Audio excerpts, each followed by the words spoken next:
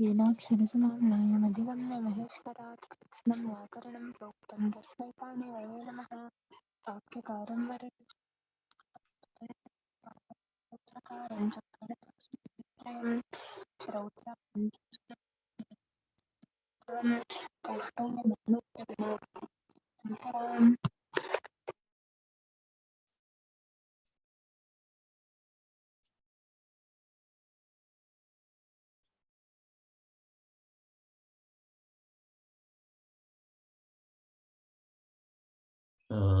वयं ह्यः गतवर्गे रोगाख्यायां नुल् बहुलम् इति सूत्रम् आरब्धवन्तः। रोगाख्यायां नुल् बहुलम् इत्यत्र सूत्रविवरणं तु अभवत्।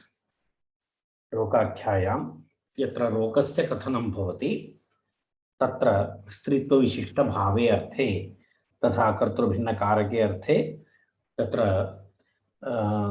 बहुलं नुल् प्रत्ययः भवति इति उक्तम्। तावत्पर्यन्तम् उक्तम्। तस्य उदाहरणानि अपि उक्तानि। नुल् प्रत्ययान्तशब्दाः प्रच्छर्दिका वामिः इति उक्तम्। प्रच्छर्दिका वामिः वामी इति उक्तं। तत्र प्रक्रियाकथनसन्दर्भे अहमेकत्र प्रच्छर्दक आ इति उक्तवान्। तदनन्तरं तत्र सवर्णदीर्घः भवति प्रच्छर्दक आ। अत्र यस्येति च इति अहं लोपम् उक्तवान्, तद् अनवधानेन तदभवत्। वस्तुतः तत्र एवमस्ति, प्रच्छर्दका इति भवति, तत्र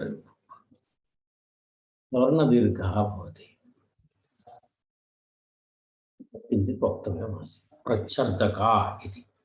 तस्मात् तत्र पुनः प्रच्छर्दिका इति तत्र रूपं भवति।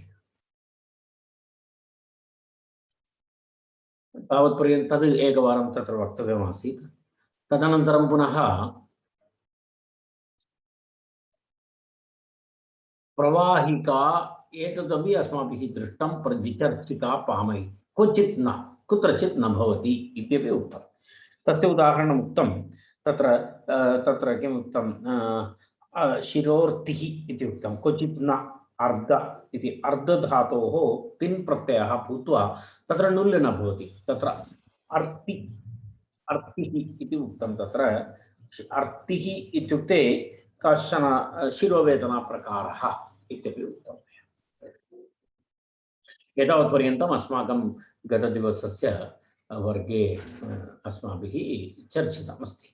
ततः अस्माभिः इदानीम् अग्रे गन्तव्यमस्ति। अत्र कानिचन वार्तिकानि सन्ति। अत्र एतानि वार्तिकानि बहुत्र अस्माभिः दृष्टानि।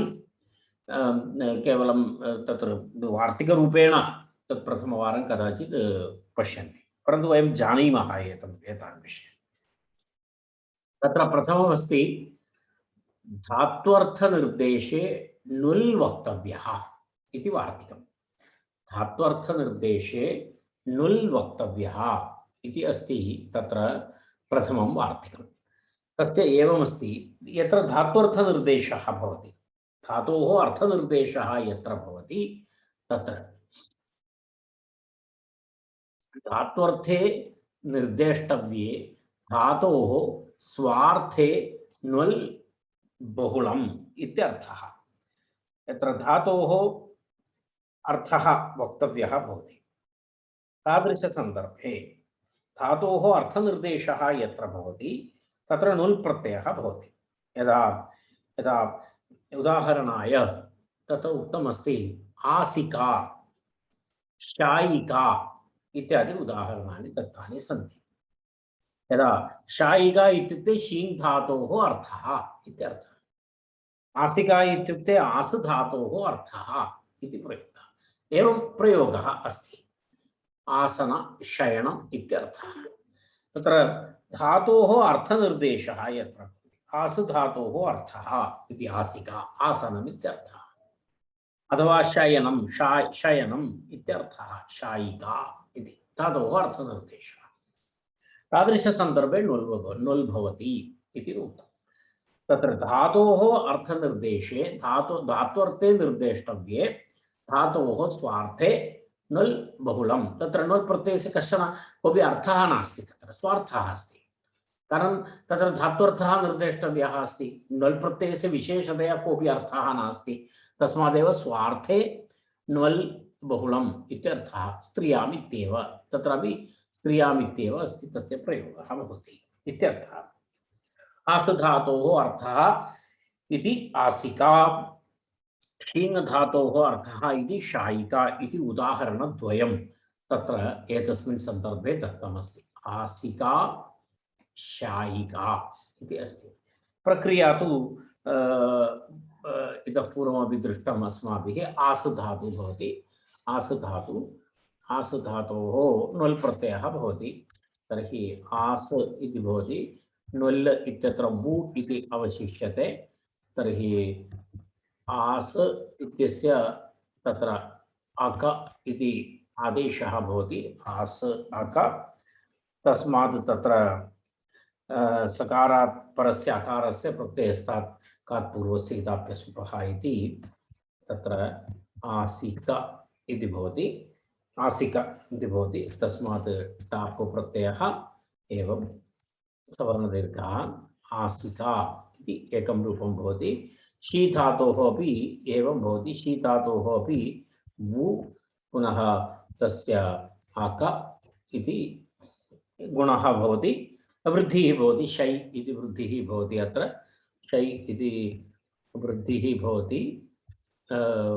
तस्मात् अक इति भवति अनन्तरम् आयादेशः भवति चेत् शायक इति भवति शायक इति पुनः इकारादेशः तत्र शायिका इति भवति तस्मात् आ भवति टाप् सवर्णदीर्घः शायिका इति भवति तत्र प्रातिपदिकं भवति तस्मात् सुप्रते तस्य लोपे शायिका इति रूपं भवति इति तत्र रूपसिद्धिः भवति एतस्य शायिका इति एवं तत्र रूपद्वयं दर्शितं तत्र रूपद्वयं तत्र अस्माकम् अवगमनाय आसिका अनन्तरं शायिका इति रूपद्वयं तत्र अस्ति तदनन्तरं पुनः वयम् अग्रे गच्छामः इति इदं वार्तिकम् अत्र समाप्तम् अग्रिमं वार्तिकमस्ति एतदपि प्रसिद्धमस्ति इक्स्तिपौ धातुनिर्देशे इति अग्रिमं वार्तिकम् इक्स्तिपौ धातुनिर्देशे इति धातोः निर्देशः यत्र भवति तर्हि धातुना सह तत्र किं भवति इक् अथवा स्तिप् प्रत्ययः भवति यदा वयं सूत्रेषु वयं दृष्टां पश्यामः सूत्रेषु सामान्यतः धातुनिर्देशः यत्र यत्र भवति तत्र तत्र एकं तु इक् इति तत्र योजयति धातुना सह अन्यथा स्तिप् इति धातुना सह योजयति धातुनिर्देशार्थं स्वार्थे अस्ति प्रत्ययः यदा पचिः इति यदा पचिः इति प्रयोगः दृश्यते अथवा एवं उदाहरणाय तद्दत्तमस्ति अथवा पचतिः इति दृश्यते सूत्रेषु तथा द्रष्टुं वयं शक्नुमः एवमेवं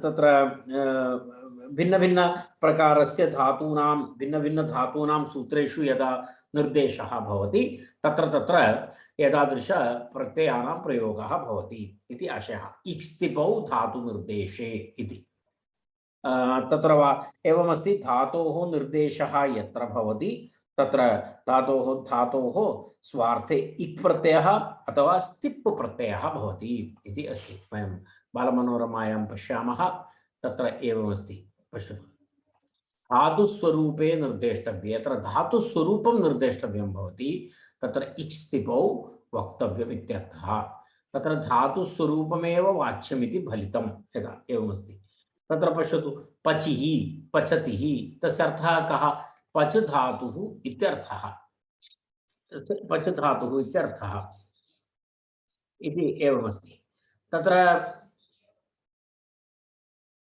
एवं भवन्तः यदा यदा कदाचित् सूत्राणि पश्यन्ति तत्र एवं धातुनिर्देशः यदा इदानीं कृतन्तप्रकरणे तु इतोपि बहु अत्र बहवः तादृशसन्दर्भाः आगताः सन्ति पुनरपि अग्रेपि भविष्यति तर्हि एवं तस्य प्रयोगः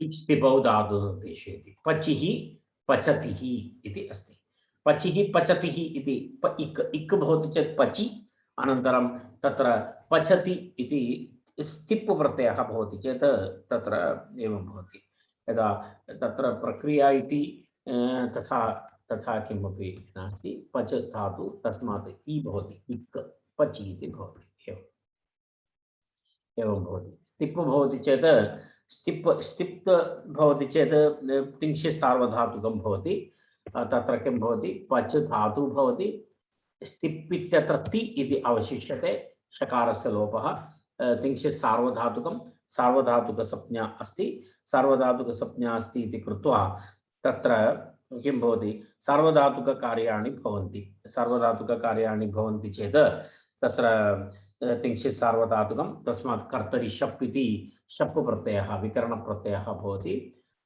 शप् प्रत्ययः भवति चेत् अ इति भवति पचति मिलित्वा पचति इति भवति पचति इति भवति सुप्रत्यये विसर्गे पचतिः इति प्रयोगः पच धातुः इति अर्थः पचतिः इत्युक्ते पच धातुः इति धातुनिर्देशः पचतिः इति भवति अन्यथा पचतिः इति न भवति तत्र सुप्रत्यये नामरूपमस्ति अत्र पचतिः इति तस्य आशयः एवमस्ति यत्र धातोः निर्देशः करणीयः तत्र एवं प्रयुज्यते इत्यर्थः अयं सम्प्रदायः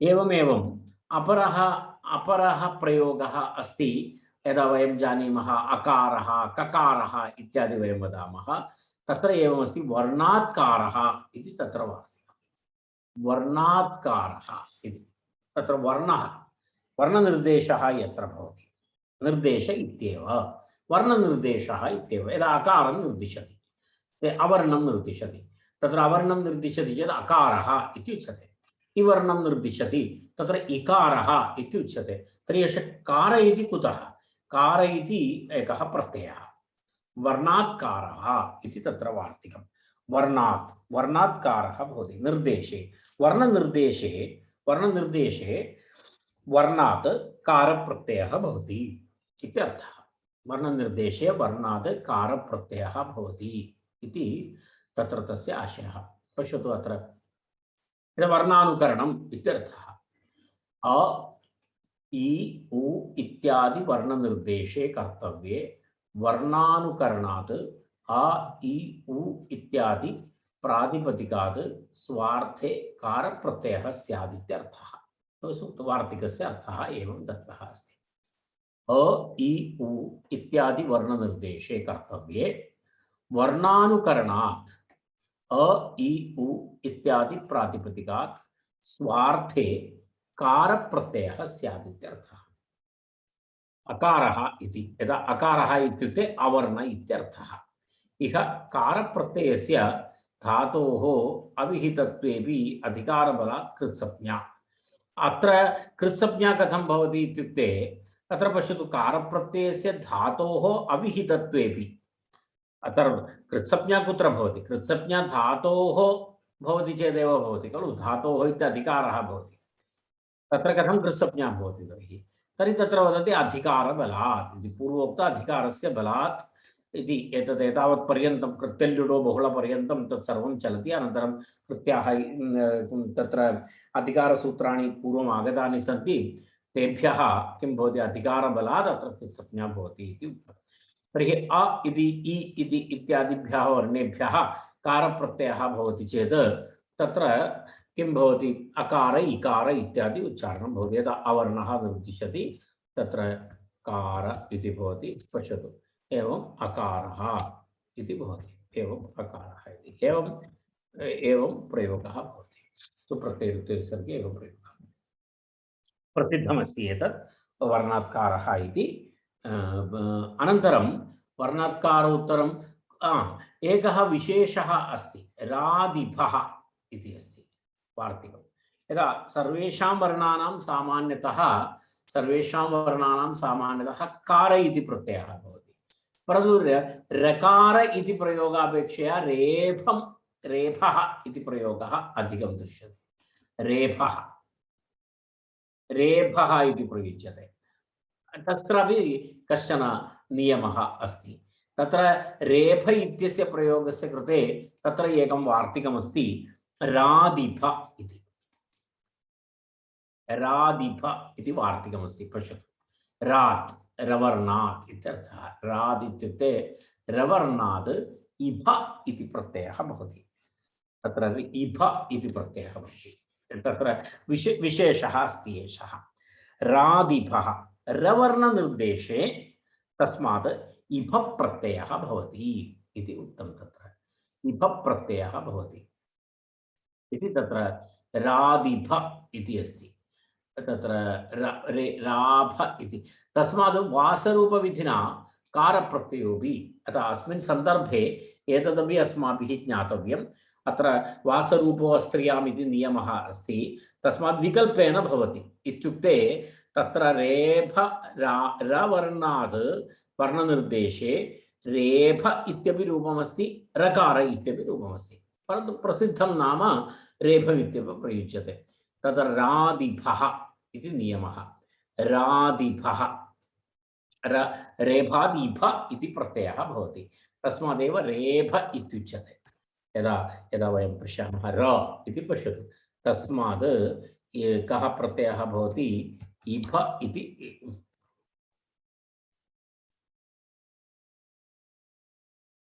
इभ इति प्रत्ययः भवति। इफ इति प्रत्ययः भवति। तत्र गुणः भवति द्वयोः मध्ये, र प्लस् इफ। तत्र पुनः किं भवति, एवं रेफ इति भवति। रेफः तस्मात् सुप्रत्ययरुक्ते विसर्गे रेफः इति भवति। रेफः इत्यपि प्रयोगः अस्ति। अनन्तरं रकारः इत्यपि प्रयोगः अस्ति। रकारः इत्यपि तत्र प्रयोगः अस्ति। उभयतापि प्रयुज्यते। तत्र एवमस्ति।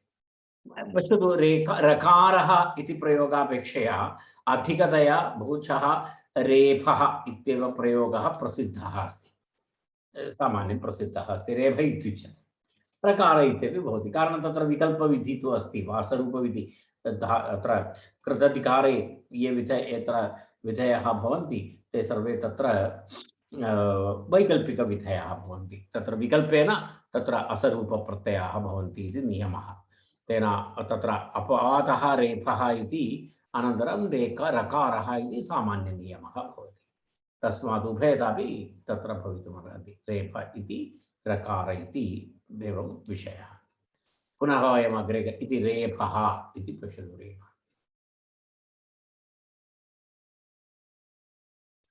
मत्वर्थात् छः इति अस्ति। यदा वयं पश्यामः, तद्धितप्रकरणं सर्वं पठितवन्तः।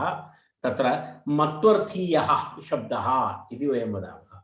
मत्वर्थीयः इति वयं वदामः। तर्हि कथं तत् प्रयोगं भवति? मत्वर्थीयः इति मत्वर्थात् छः इति तत्र वार्तिकं। मत्वर्थशब्दात् छ प्रत्ययः भवति इति अस्ति। तत्र मत्वर्थशब्दात् छ प्रत्ययः भवति। तत्र कथमस्ति? बहुलवचनात् अकारलोपः। तत्र रोगाख्यायां नुल् बहुलम् इति सूत्रे बहुलग्रहणं कृतमस्ति। तस्मात् किं भवति? बहुलम् इत्यस्य अनुवृत्तिः भवति। बहुलम् इति अनुवृत्ति कृत्वा तत्र किं करणीयं भवति? बहुलग्रहणेन क्वचित् अन्यदेव इति स्वीकृत्य मत्वर्थशब्दस्य अकारस्य लोपः अपि अत्र विद्यते। मत्वर्थ इति शब्दस्य अकारलोपः अपि बहुलग्रहणं स्वीकृत्य तत्र क्वचित् अन्यदेव इति। बहुलग्रहणस्य एवमस्ति खलु, क्वचित् प्रवृत्ति, क्वचित् अप्रवृत्ति, क्वचित् द्विभाषा, क्वचित् अन्यथा इति नियमः। तस्य आधारेण मत्वर्थ इति शब्दस्य तत्र अकारस्य लोपः अपि अनेन विधीयते इति तत्र उच्यते। कथमस्ति इति कृतन्ते तत्र भसज्ञा न भवति, तस्मात् अकारलोपः न भवति इति अस्ति। पश्यतु अत्र मत्वर्थ इति शब्दः, मत्वर्थ इति शब्दः, तस्मात् छप् प्रत्ययः, मत्वर्थ शब्दात् छप् प्रत्ययः भवति। तत्र वयं जानीमः मत्वर्थ शब्दात् छप् प्रत्ययः भवति चेत् इतः पूर्वमपि दृष्टम् अस्माभिः आयनेयीनीयः फटकचिकां प्रत्ययादीनाम् इति एकं सूत्रं। तेन सूत्रेण आयनेयीनीयसूत्रेण तत्र किं भवति, आयनेयीनीयसूत्रेण तत्र मत्वर्थ शब्दात् छप् प्रत्ययः तस्य स्थाने ईय इति आदेशः भवति। मत्वर्थ ईय आयनेयीनीयः इति सूत्रं भवन्तः अनन्तरं द्रष्टुं शक्नुवन्ति। प्रसिद्धं सूत्रं, बहुवारं चर्चितं सूत्रं, मत्वर्थ ईय इति भवति। इदानीं बहुलग्रहणं स्वीकृत्य तत्र एतदेव उक्तमस्ति। अत्र पश्यतु, बहुलवचनात् अकारलोपः इति बहुलग्रहणम् अस्ति सूत्रे। तं बहुलग्रहणं स्वीकृत्य क्वचित् अन्यदेव इति, अन्यथा अत्र अकारलोपस्य कृते अपरं सूत्रं नास्ति, कारणम् अत्र भसज्ञा न भवति, तस्मात् यस्येति च इति सूत्रस्य प्रवृत्तिरपि अत्र न भवति। तस्मात् किं करणीयम्, अकारलोपः करणीयः चेत् स्वयम् एवमेव करणीयं भवति बहुलग्रहणं स्वीकृत्य। तर्हि अकारलोपे मत्वर्थ ईय, तर्हि एवं भवति मत्वर्थीय इति तत्र भवति, मत्वर्थीय, तस्मात् सुप्रत्ययरुक्ते विसर्गे मत्वर्थीयः इति रूपं भवति। तत्र मत्वर्थीय इति प्रातिपदिकं, तस्मात् सुप्रत्ययः, तस्य रुत्वे विसर्गे मत्वर्थीयः इति तत्र एवमस्ति। मत्वर्थीय प्रकरणम् इत्यादि, मत्वर्थसम्बन्धी इत्यादि अर्थे तत्र एवं प्रयोगः भवति।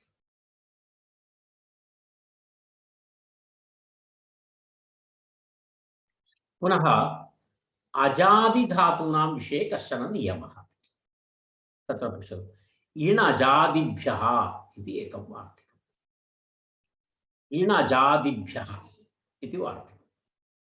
तत्र एवमस्ति, अत्र विशेषः नाम अजादिधातवः यत्र भवन्ति, अजादि, अज आदि, अजादि अजादिधातु, अज आदिधातोः निर्देशः यत्र भवति। अजादि इत्युक्ते अज आदि इति अर्थः स्वीकरणीयः। अज आदिधातोः इति तत्र अर्थः। अच आदौ यदस्ति इति अजादि नास्ति, तस्मात् तत्र किञ्चित् ध्यानं देयमस्ति। अजादि इणजादि आजिरित्यत्र अजेर् द्विभावमाशे पश्यतु, अत्र इणजादिभ्यः वाच्य इति शेषः स्त्रियामित्येव। अज आदिधातोः इन् प्रत्ययः भवति धातुनिर्देशे। यदा धातुनिर्देशे वयम् इक्स्तिपौ इति दृष्टवन्तः। इक्स्तिपौ यत्र धातुनिर्देशः भवति तत्र इक् प्रत्ययः भवति अथवा स्तिप् भवति इति अस्माभिः पूर्वोक्तं।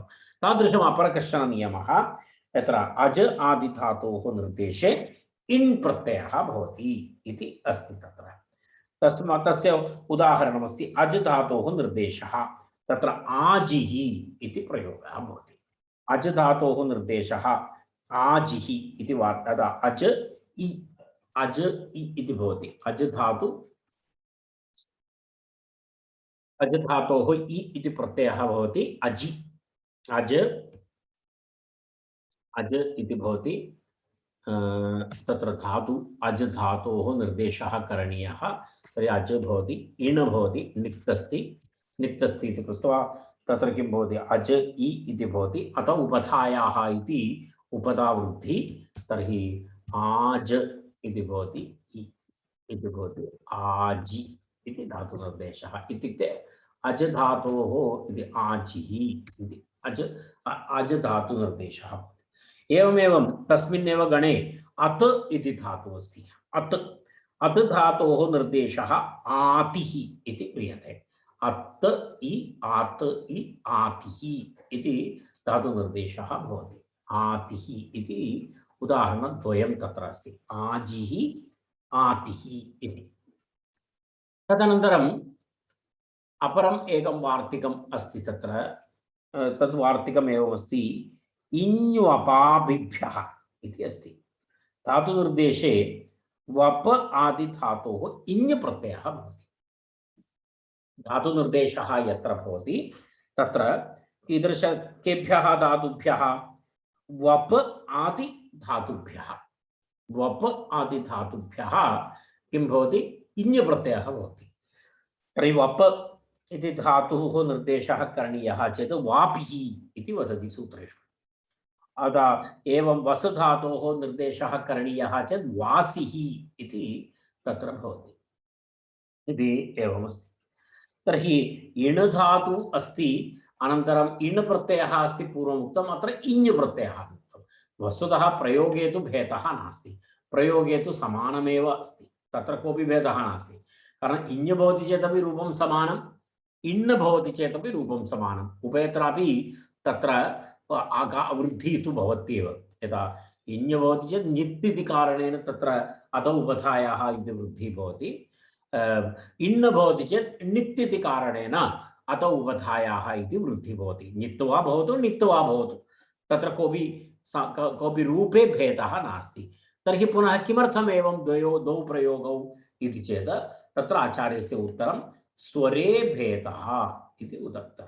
स्वरे भेदः भवति, अर्थात् नित् भवति चेत् भिन्नस्वरः, नित् भवति चेत् तत्र भिन्नस्वरः भवति इति तदर्थमेव भिन्नभिन्नप्रत्ययाः कृताः इति आचार्यस्य आशयः। तत्र वपु धातु वापिः इति भवति, वसु धातु वासिः इति भवति। अस्मिन् प्रकरणे अन्तिमं वार्तिकम् अस्ति इक् कृष्यादिभ्यः इति। तत् अपरमस्ति। इतोपि एकमस्ति। कृष आदि धातोः निर्देशे इक् प्रत्ययः भवति इति उक्तम्। कृष आदि धातोः निर्देशे इक् प्रत्ययः भवति। कृष आदि धातोः निर्देशः तत्र कृषिः, अनन्तरं गिरिः इत्यादि कृष धातु, कृष धातोः निर्देशः यत्र करणीयः तत्र कृष धातोः इक् प्रत्ययः भवति। इक् भवति चेत् कृ कृष इ इति भवति। कृषिः अत्र कृषिसम्बन्धः नास्ति, कोऽपि नास्ति, केवलं धातुनिर्देशः कृषि इति। कृषि धातुः इत्यर्थे कृषिः इति प्रयोगः। एवमेव गृ निकरणे इति धातुनिर्देशः करणीयः गिरिः इत्युच्यते। कुत्रचित् सूत्रे गिरेः इति दृष्टं, तर्हि अस्माभिः ज्ञातव्यं गृ धातोः इति। कुत्रचित् सूत्रे कृषेः इति दृष्टं, तर्हि अस्माभिः ज्ञातव्यं कृष धातोः इति। एवं तत्र अवगन्तव्यम् इत्यर्थः। एतत् सूत्रपठनसन्दर्भे अस्माकम् उपकाराय भवति। एतावत् प्रसिद्धवार्तिकानि एतानि सन्ति। एतद् वस्तुतः बहु अत्यन्तं प्रसिद्धमस्ति। धातुनिर्देशे ण्वल्वक्तव्यः, इक्स्तिपौ धातुनिर्देशे वर्णात्कारः, रादिभः, मत्वर्थाच्छः, इणजादिभ्यः, इञ्वपादिभ्यः, तदनन्तरं पुनः इकृष्यादिभ्यः इति एतानि वार्तिकानि व्याकरण अध्ययनकाले, यदा भाषापठनकाले च विशेषतया व्याकरण अध्ययनसन्दर्भे एतानि वार्तिकानि महत्त्वपूर्णानि। एतेषां ध्यानं स्मरणम् अत्यन्तम् अनिवार्यमस्ति। एतावदेव तस्य विवरणमस्ति। एतावदुक्त्वा वयं पुनः अग्रे गच्छामः। अस्माकम् अस्मिन् प्रकरणे अग्रिमं सूत्रमस्ति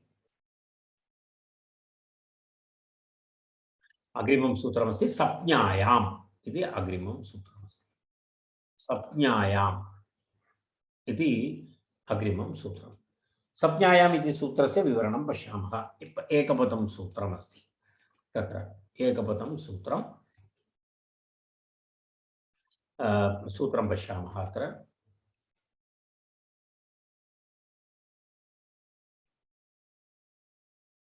एकक्षणम्।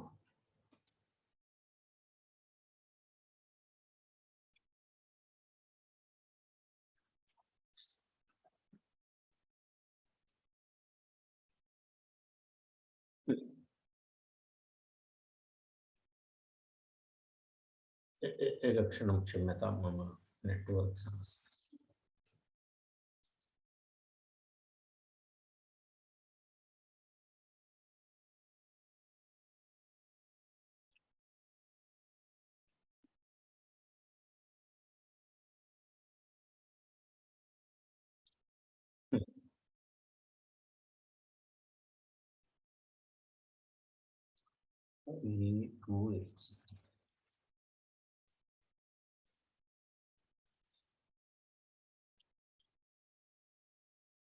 तत्र कश्चन किञ्चित् समयः स्वीक्रियते तदर्थम् अहं न जानामि। एकक्षणं प्रतीक्षा।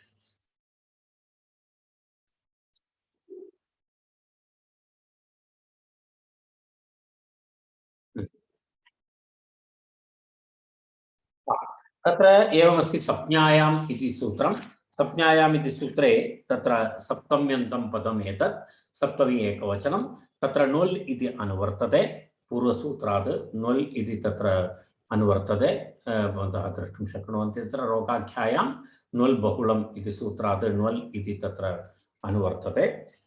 तदनन्तरं पुनः स्त्रियां तिङ् इति सूत्रात् स्त्रियाम् इत्यपि तत्र अस्ति। रोगाख्यायां न्वल् बहुलम् इति सूत्रात् न्वल् इति तत्र अनुवर्तितं कृत्वा अन्य अधिकाराः यथा पूर्वं यदा वयम् अन्येषु सूत्रेषु दृष्टवन्तः, प्रत्ययः परश्चाद्युदात्तस्य इत्यादि इत्यादि अधिकारसूत्राणि अत्र यथा पूर्वं भवति। संज्ञायां विषये धातोः न्वल् प्रत्ययः भवति इति अस्ति। कुत्रचित् संज्ञारूपेण प्रयोगः भवति, तत्र स्त्रीत्वविशिष्टसंज्ञायाम् इति वक्तव्यं। स्त्रीत्वविशिष्टसंज्ञायां तत्र किं भवति, धातोः न्वल् प्रत्ययः भवति। अत्र भवन्तः कानिचन उदाहरणानि अपि तत्र दत्तानि सन्ति। संज्ञा भवति, नाम भवति कस्यचित्, तत्र स्त्रीत्वविशिष्टं भवति। यदा उदाहरणाय तत्र पश्यतु, उद्दालकपुष्पभञ्जिका, वरणपुष्पप्रचायिका, अभ्यूषघातिका, आचोषघातिका, तदनन्तरं पुनः शालभञ्जिका, तालभञ्जिका इत्यादि उदाहरणानि तत्र दत्तानि सन्ति। एतानि सामान्यतः प्रथमम् उदाहरणद्वयं तत्र क्रीडाविशेषाः भवन्ति। क्रीडाविशेषाः उद्दालकपुष्पभञ्जिका इति काचित् पुरातना क्रीडा तत्र अस्ति। तत्र किमपि दत्तमस्ति वा? तत्र पश्यतु, अत्र संज्ञायां वर्णे इति वर्णः वृक्षविशेषः, वारणान्यहोमार्थानि इत्यर्थः इति याज्ञिकानां प्रसिद्धः। कुत्रचित् भिन्नभिन्नपुस्तकेषु भिन्नभिन्नविवरणमस्ति। उद्दालकपुष्पभञ्जिका इति काचित् क्रीडा इत्युच्यते। तत्र एवमस्ति, उद्दालको नाम पुष्पविशेषः, तं निष्कासयति, तत् स्पृहयति इति तत्र क्रीडायाः एतदस्ति। तस्मात् उद्दालकपुष्प इति पूर्वपदमस्ति, उपपदमस्ति। तस्मात् भञ्ज धातुः अस्ति। भञ्ज धातोः नुल् प्रत्ययः भवति अनेन सूत्रेण। उद्दालकपुष्प इति पूर्वपदम् अथवा उपपदं, भञ्ज धातु, भञ्ज धातोः नुल् प्रत्ययः। भञ्ज धातोः नुल् प्रत्ययः भवति चेत् भञ्ज इति धातु, भञ्ज धातोः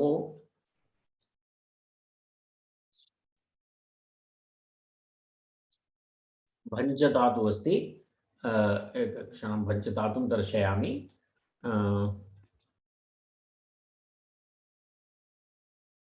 इतः पूर्वमपि अस्माभिः दृष्टमस्ति तत् भञ्ज धातु इति।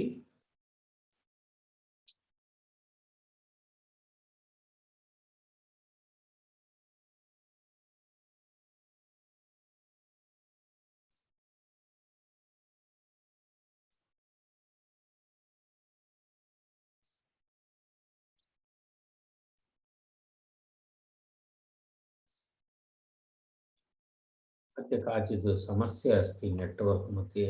एकक्षणम् आगच्छति। भञ्जधातु, भञ्जधातोः एकक्षणं, भञ्ज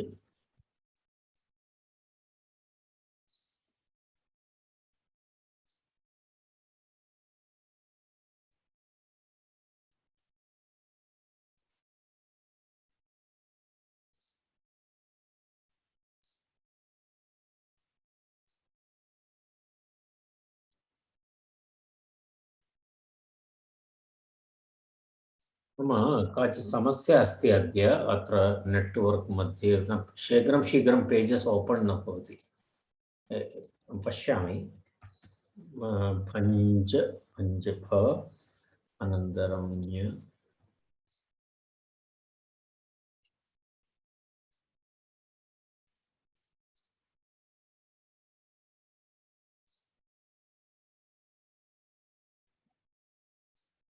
भञ्ज इति धातु पश्यतु भञ्ज भञ्जि भाषायाम् इत्यपि अस्ति भञ्ज आमर्दने इति अपि अस्ति तत्र एतस्मात् धातोः अयं विषयः अस्ति तर्हि भञ्ज धातोः नुल् प्रत्ययः भवति तत्र भञ्ज धातोः नुल् प्रत्ययः भवति चेत् भञ्ज अक योरनाकौ अनन्तरं तत्र अकारस्य स्थाने इकारादेशः प्रत्ययस्थात् पूर्वस्य इदाप्यसुपः इति भञ्जिका इति रूपं भवति तदानीं विशेषतया दर्शनीयं नास्ति वयं प्रच्छर्दिका इत्यादिषु वयं दृष्टवन्तः तद्वदेव अस्ति भञ्ज अक भञ्ज अक तत्र भञ्ज अक पुनः तस्मात् भञ्जिका इति भवति अकारस्य इकारादेशः भवति भञ्जिका इति भवति एवमेवम् अपरम् उदाहरणमस्ति वर्णपुष्पप्रवाहिका इति अपरम् उदाहरणमस्ति वर्ण अत्र एकमेवमस्ति उदाहरणं तत्र वर्णपुष्पप्रवाहिका इति अस्ति तत्र किमपि दत्तं नास्ति परन्तु तस्य एवमस्ति वर्णपुष्पप्रवाहिका इति एकः क्रीडाविशेषः अस्ति वर्णपुष्पप्रवाहिका इति क्रीडाविशेषः तत्रापि एवमेवमस्ति तत्र वर्णनामकपुष्पाणां चयनं तदस्ति क्रीडायाः यत् पुरातनकालस्य क्रीडाः वर्णपुष्पप्रवाहिका इति क्रीडा अस्ति तर्हि तत्रापि एवमेवं भवति तत्र किं भवति संज्ञायां प्रपूर्वकवह धातु प्रापूर्वकवह धातोः तत्र किं भवति प्रवाह इति भवति अक आदेशः वु इत्यस्य स्थाने प्रवाह का उभतावृद्धि प्रवाहक प्रवाहिका इति टाप् प्रत्यय इत्यादिकं भूत्वा प्रवाहिका इति रूपं भवति एवम् अन्यानि उदाहरणानि तत्र द्रष्टव्यानि भवन्ति यदा तत्र वर्णा इति अस्ति पूरिका वर्णा इत्युक्ते तत्र एक शब्दः वर्णशब्दः पूरिका वर्णा इत्यर्थ पूरिका इति अपूपविशेषः पूरिका इति अपूपविशेषः यदा पुरी इति वयम् इदानीं वदामः खलु तदेव पूरिका इति तत्र पूरिका वर्णः वृक्षविशेषः वर्णपुष्पप्रवाहिका इत्यस्य विवरणं दत्तं वर्णवृक्षस्य पुष्पाणि तत्र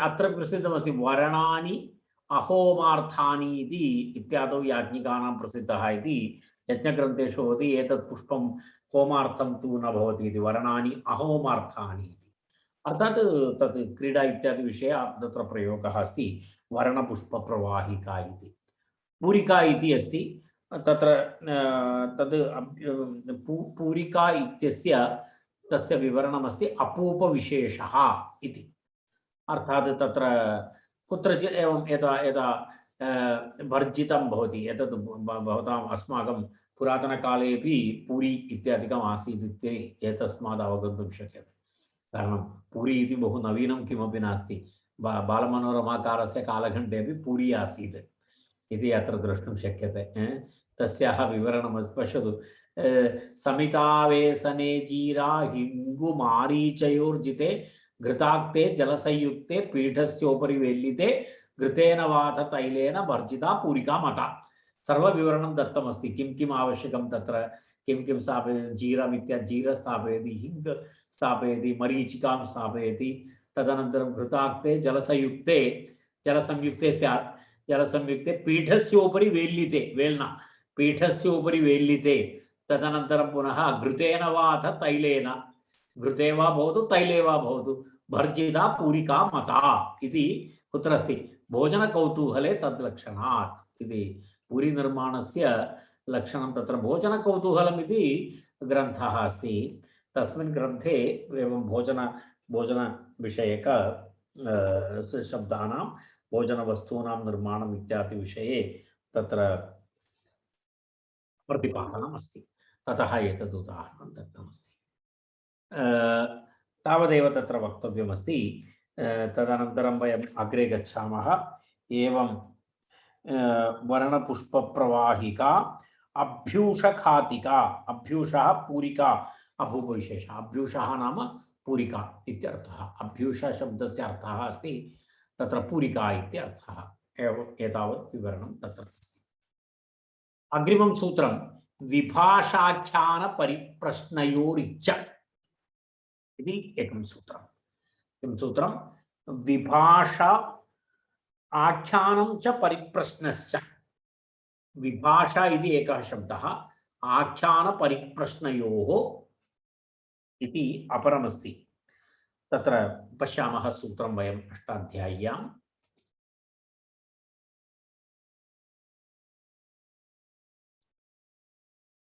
अष्टाध्याय्याम् इदं सूत्रं पश्यामः।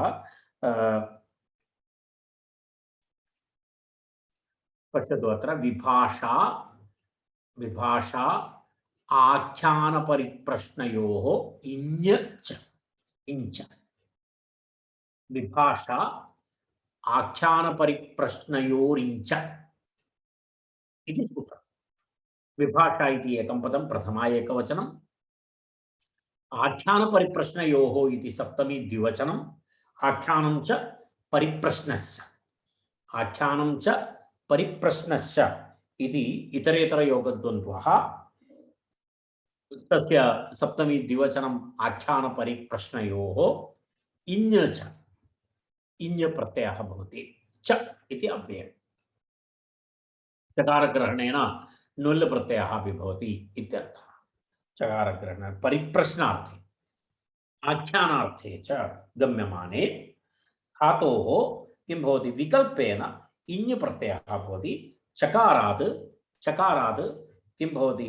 नुल् प्रत्ययः अपि भवति। चकारग्रहणेन नुल् प्रत्ययः अपि तत्र भवति इत्यर्थः। इति किं किम् अस्ति? विकल्पेन इञ् प्रत्ययः, अनन्तरं तत्र नुल् प्रत्ययः च भवति इति उक्तम्। तत्र इञ् प्रत्यये ञकारः इत्संज्ञकः भवति। सूत्रार्थं पश्यामः। पूर्वः पूर्वं परिप्रश्नः, पश्चात् आख्यानम्। अर्थात् प्रथमं कश्चन प्रश्नः, तदनन्तरं तस्य उत्तरं, पश्चात् आख्यानं। सूत्रे अल्पास्तरस्य पूर्वनिपातः।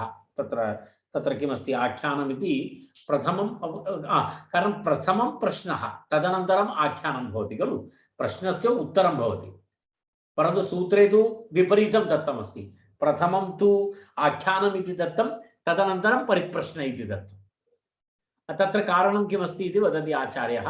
सूत्रे अल्पास्तरस्य पूर्वनिपातः। यदा द्वन्द्वसमासः यत्र भवति, द्वन्द्वसमासे यदि अल्प अच् वर्णः अशब्दः प्रथमं भवति, यदा शिवपार्वती इति, पार्वती शिवः इति तद् न भवति, शिवपार्वती इति भवति। यत्र तत्र किं भवति?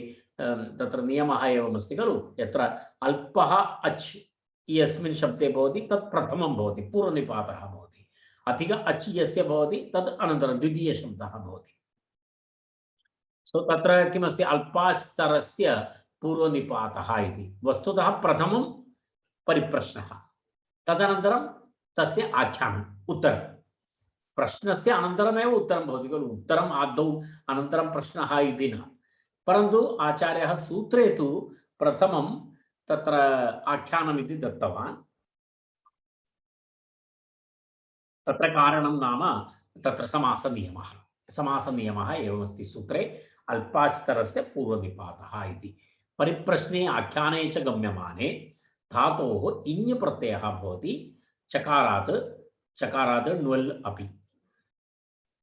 विभाषाग्रहणात् परोपि यः प्राप्नोति सोऽपि भवति। अर्थात् तत्र विभाषा इति विशेषतया उक्तमस्ति। तेन कारणेन इतोपि अन्ये प्रत्ययाः सन्ति, ते अपि भवितुमर्हन्ति। कारणं विभाषा इति विशेषतया आवश्यकता नास्ति, कारणम् अन्यथापि तत्र भवत्येव। कारणं वयं वासरूपो स्त्रियाम् इति पूर्वकृतप्रकरणे पठितवन्तः। वासरूपो स्त्रियाम् इति नियमः अस्ति एव। वासरूपो स्त्रियाम् इति नियमः अस्ति इति कृत्वा तत्र किमस्ति तद् भवत्येव स्वयमेव तत्र भवति। तथापि आचार्यः पुनः अस्त्रियामिति तत्र अस्ति वासरूपविधि निषेधेन विभाषा, परन्तु अस्त्रियामिति तत्र निषेधः अस्ति। कारणं वासरूप अत्र स्त्रीत्व विवक्षा चलति खलु, तेन कारणेन अत्र विभाषा इति विशेषतया तत्र दत्तमस्ति। एतत् किञ्चित् एकवारं स्मर्तव्यमत्र इति सामान्यं।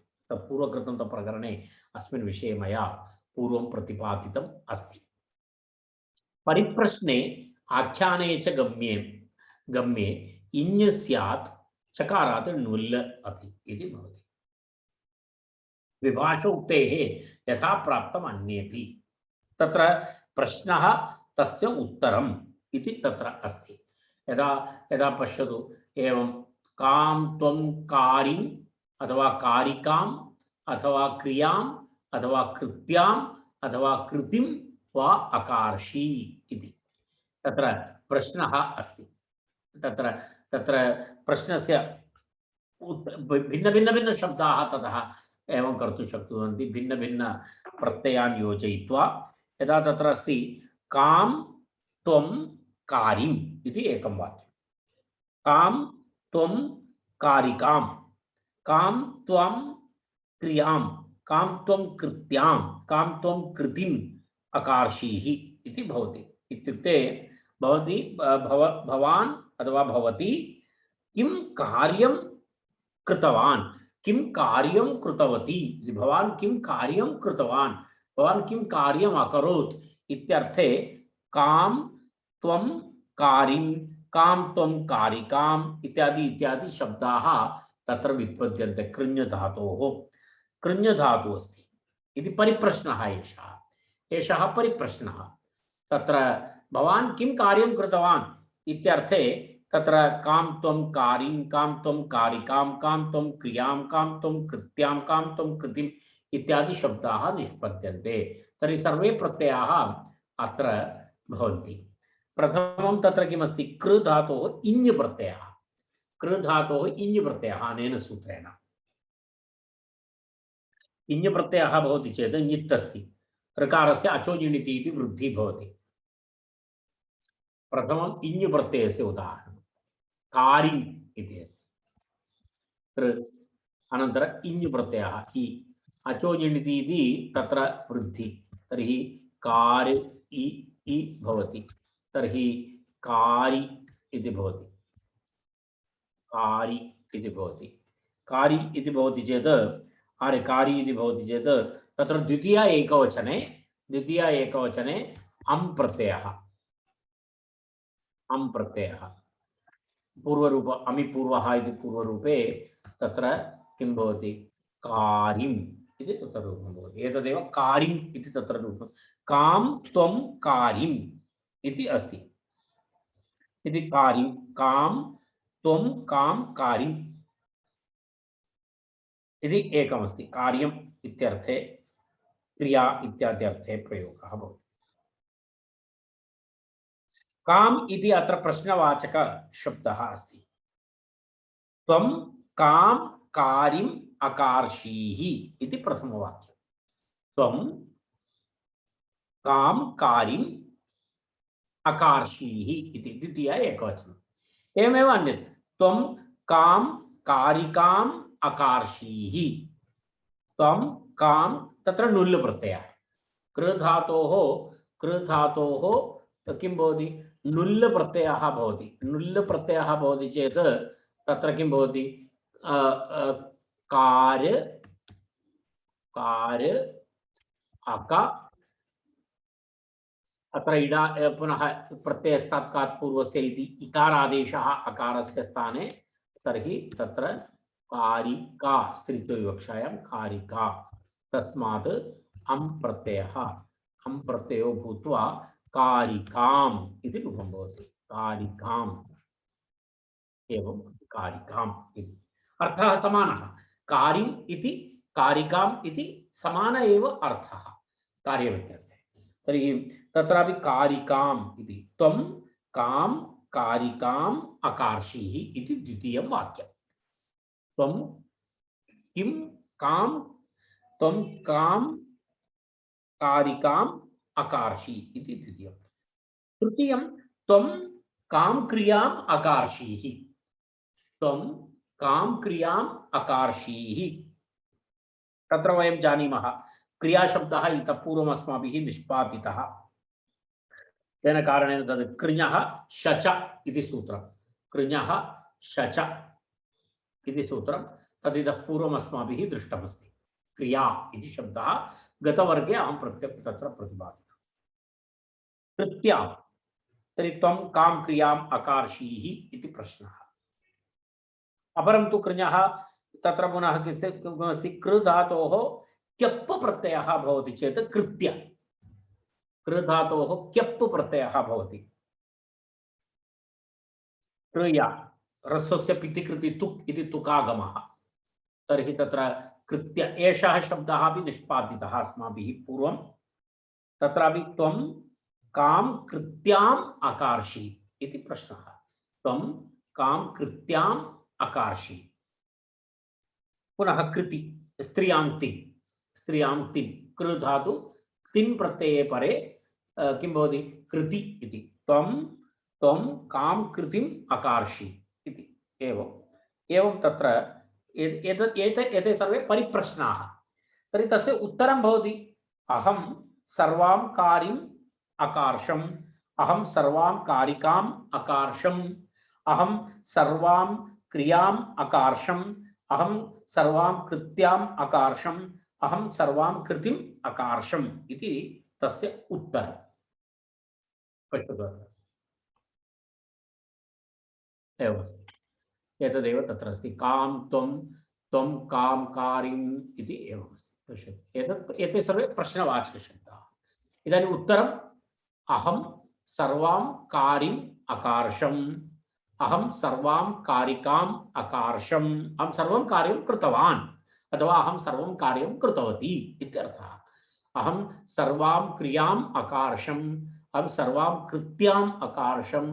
यदा कृत्याम् इति क्यप्, कृति इति तिन्, एवमेवं भवति। एवं गणिं गणिकां गणनां पचिं पचिकां पाचिकां पचां पङ्क्तिम् इच्याम् इष्टिम् इत्यादि रूपाणि द्रष्टव्यानि।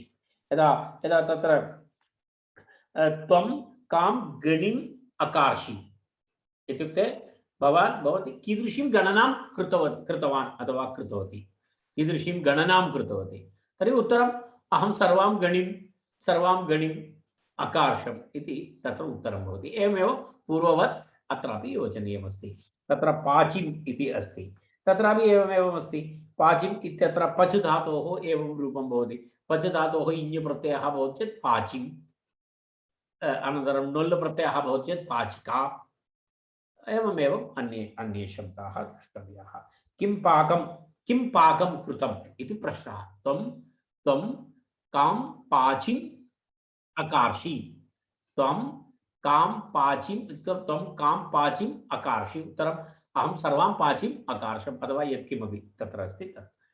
एवं गणधातोः गणिं गणिकां गणनाम्, अनन्तरं पच धातोः पाचिं पाचिकां पचां पङ्क्तिम् इत्यादि इत्यादि तत्र प्रयोगाः निष्पद्यन्ते।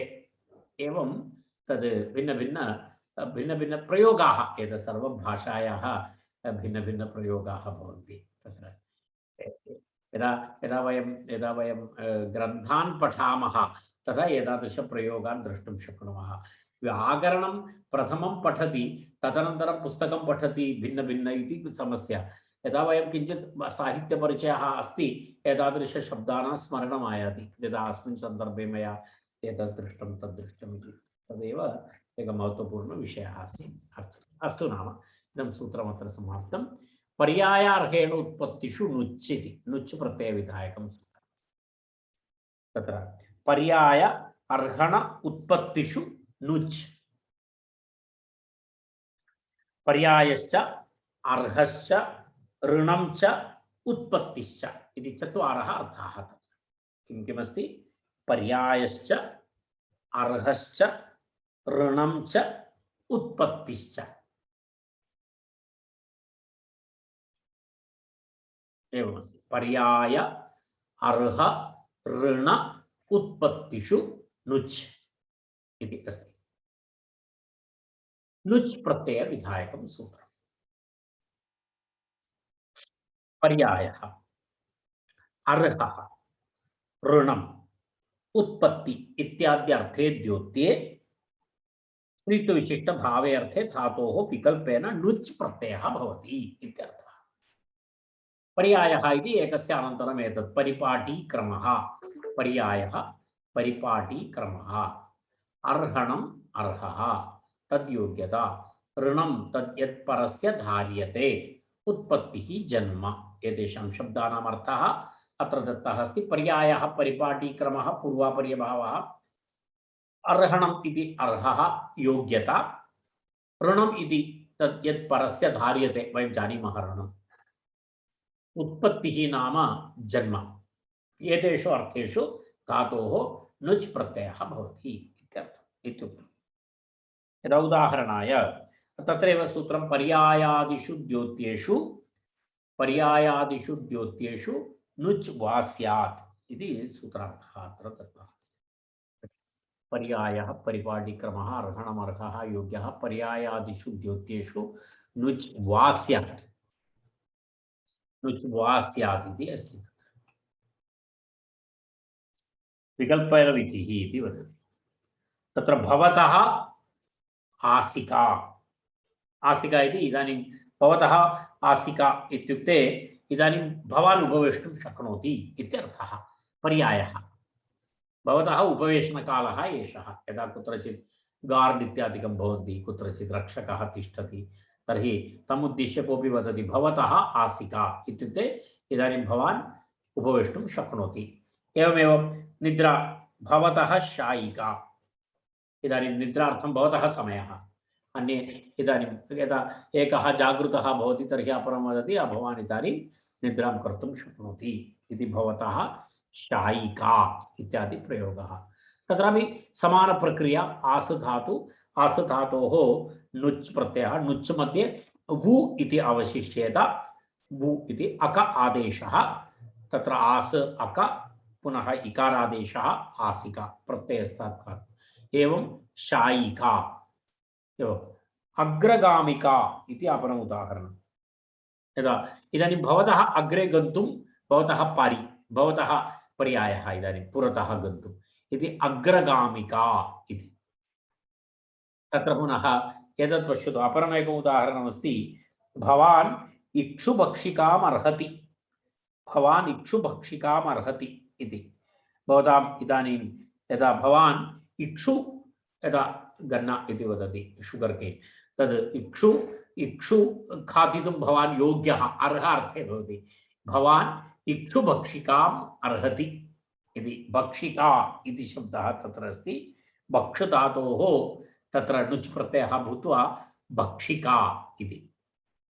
ऋणे इति अस्ति, इक्षुभक्षिकां मे धारयसि, अर्थात् मम एवमस्ति, भवन्तम् अहम् इक्षुभक्षणं कारितवान्, तर्हि भवान् ऋणी अस्ति मम।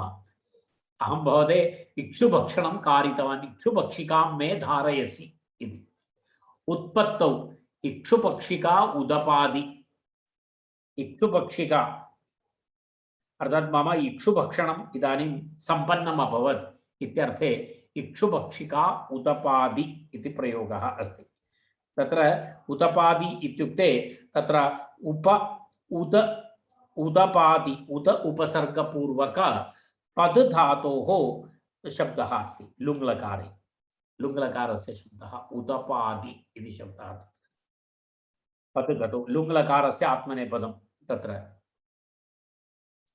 उदपादि इति प्रयोगः अस्ति। इक्षुभक्षिका उदपादि इति। एतावदेव तत्र एतस्य विवरणमस्ति। एवं सरलविषयः, पूर्वोक्तविषयः इव तत्र नुच् इति भवति प्रत्ययः। तद् नुच् प्रत्ययः नुल् प्रत्यये प्रक्रियायां भेदः नास्ति, केवलं स्वरभेदः अस्ति। नुल् इत्यत्र लित् भवति, अत्र चित् भवति इति स्वरभेदः। तावदेव तत्र वक्तव्यमस्ति। अस्तु, वयम् अत्र तिष्ठामः।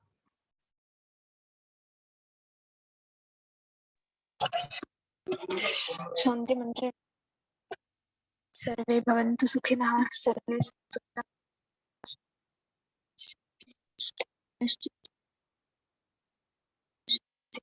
दश